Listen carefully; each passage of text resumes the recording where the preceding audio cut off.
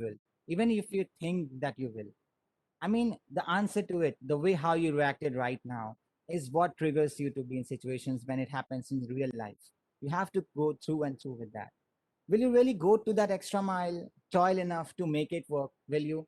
It works because it will work because it is you, the raw you. You're all different, but in a way, we are also similar. Such an irony, right? We thrive on our dreams, and when they get shattered, we break. So what's the point of that when we all these things that we feed on before acting on our dreams, our actions, or just to show affection to people around us? It's totally relevant to express. Why it's relevant to express? If we don't express, we actually won't realize on how our emotions stimulate to what we really want to do, right? But irony happened. So to reach the essence of the pathway which leads us to our own self and what we really want and feel, look within and try to pinpoint the situation that is being created and that is creating stress inside you, the negative emotions in your life. The key job of your emotions is to get you to see the problem, right? You have to make necessary changes. Cut down to your stress triggers, and you'll find yourself like feeling negative, like no less frequently you will feel that negative emotions. You won't be having those. Why? This could include, having so much of job stress that we all really face every day.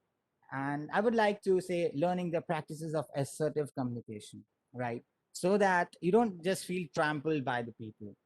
And third one, I can say changing the negative thought patterns through a process known as cognitive restructuring. I would really like to actually talk about cognitive restructuring.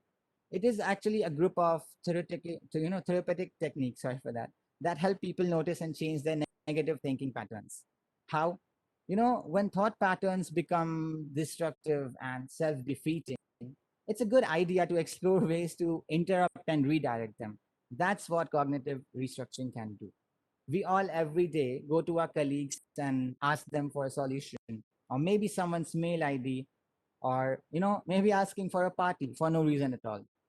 Just notice when we do that, our mind is calm, it has a motive, but moreover, it has the clarity of what to express rather than just saying what we want to.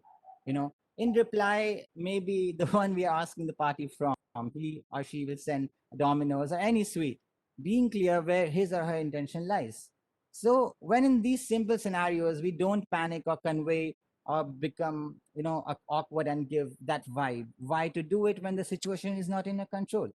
It's a matter of being strong and saying to yourself that, hey, you need not to get a bad trip because of this. You can just like flip and decide not to react, or just react in what you think will it give you the best yield that you deserve, right? It's like 4 or 5 things that I would like to assert on. Fear can be motivating to channel your emotions. It's like it's deliberate. It's like how can I say? Fear can be debilitating, the even causing you to freeze altogether. Like, oh my god, I have this speech I haven't prepared. But however, it can also be a very strong motivating force for success. And to be honest, I wrote this speech in 25 minutes, and that was the fear that made me do it. But yeah, if you view it properly, love can be compelling. Love is typically thought of a positive emotion, but it isn't often associated with success. Why? It will help you to create strong relationships with people around you. And the most of all, it will also help you rise above to the top, right? It will help you it will help you to toil more often. And then, can anger be positive? I guess many of us are very angry people here, right? To manager, to our mom, or to our friends, the small things, because we just want that. But while you may see how those feelings can be used to achieve success, you may wonder how it can be positive. It isn't that anger can be just destructive. If you allow it to affect your better judgment, then it is. However, when people harness it properly, it can be two force do good. Like it will be have that may the force be with you, may the anger be with you, right?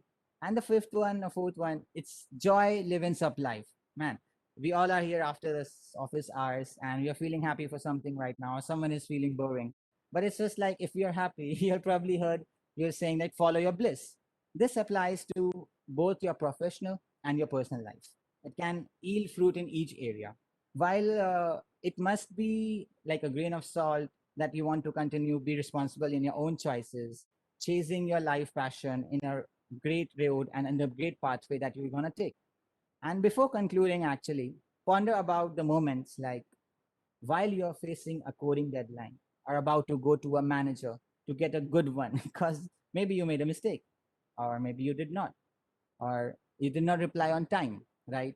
And maybe just he wants to get angry, right? So you should just still be assertive about what you want to say and have conviction in the way you express your message, right? Now, when all of you are listening to what I'm saying, I will say this that if I ever like made you see the glimpse on how you can channel your emotions, it's like as humans, we all experience the five basic emotions: fear, love, sadness, anger, and joy throughout the course of our life. Just ponder on which situation makes you react in which way. If you want, you analyze it on a daily basis, on a weekly basis, but it's surely going to help you and it will give you that caffeine type of rush when you're able to solve and decide for your better self. Thank you all, and I wish you all a very positive and a very full of joyous life. Thank you. Thank you, Toastmaster Ayush. Moving on and taking up the stage to the next level, I would like to welcome our next evaluator, Toastmaster Srivatsa, for laying down the objective for Toastmaster Krishna. Over to you, Toastmaster Srivatsa. Thank you, Madam Toastmaster of the Day, Toastmaster Priya.